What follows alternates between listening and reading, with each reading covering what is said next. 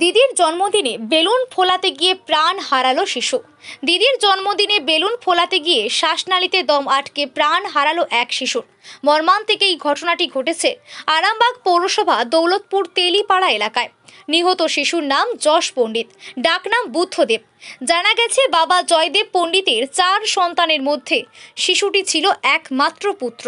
মঙ্গলবার সন্ধ্যায় ছিল দিদির জন্মদিন। সেই উপলক্ষে বাড়িতে ছিল উৎসবের আমেজ। রঙিন বেলুনে রঙিয়ে উঠেছিল গোটা পরিবার। পরিবারের সবাই মিলে বেলুন ফোলাচ্ছিলেন। ঠিক তখনই সবার অজান্তে ছোট্ট শিশু যশ বেলুন ফোলানোর চেষ্টা করে। হঠাৎ একটি বেলুন তার মুখের ভেতর ঢুকে গিয়ে শ্বাসনালীতে আটকে যায়। দম বন্ধ অবস্থায় শিশুটিকে গ্রামীণ চিকিৎসকের কাছে নিয়ে যাওয়া হয়। সেখান থেকে শিশুটিকে তড়িঘড়ি নিয়ে গিয়ে আরামবাগ মেডিকেল কলেজে নিয়ে যাওয়া হয়। শিশুটির চিকিৎসা হওয়ার কিছুক্ষণের মধ্যেই মারা যায় শিশুটি। এক মুহূর্তের আনন্দ হাসি আলো থেমে যায় শোকের অন্ধকারে। সন্তানের মৃত্যুতে ভেঙে পড়েছে গোটা পরিবার। এলাকায় নেমে আসে গভীর শোকের ছায়া। আমরা পার্টি অফিসে ছিলাম, থাকতে থাকতে আমার দিকে বলে যে বাচ্চার এরকম হয়ে গেছে, তোমরা তাড়াতাড়ি এসো। আমি কাউন্সিলরকে বলি যে দাদা এই ব্যাপার হয়ে গেছে, আপনি একটু চলুন। বলতেই বলল যে ঠিক আছে আমি যাচ্ছি।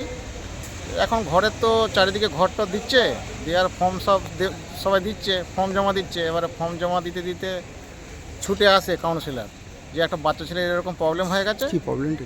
প্রবলেমটা বলতে ওই ওদেরই বাড়ির কার বার্থডে হচ্ছিল, বার্থডেতে ওই বেলুন ফোলাচ্ছিল, ফোলাতে গোলায় নাকি আটকে যায় বলে। সঙ্গে সঙ্গে বাড়ি ডাক্তারকে দেখাই। বাড়ি ডাক্তারের কাছে দেখাতে বাড়ি ডাক্তার বললো আমরা কিছু করতে পারছি না, তুমি এমার্জেন্সিতে নিয়ে যাও। তো এমার্জেন্সি নিয়ে গেল, তো দিয়ে এরকম প্রবলেম হলো। মারা গেছে বলছে? মারা গেছে বলছে। কীরকম বয়সটা হবে দাদা? বয়সটা ওই 4 বছর 4.5 বছরের মধ্যে। ওরা ভাই বোন? 3টে মেয়ের কোলে একটা ছেলে। তারপরে ওই ঘটনা? হ্যাঁ। আপনি কে হন? আমি পাড়ার কাকু হয়, প্রতিবেশী।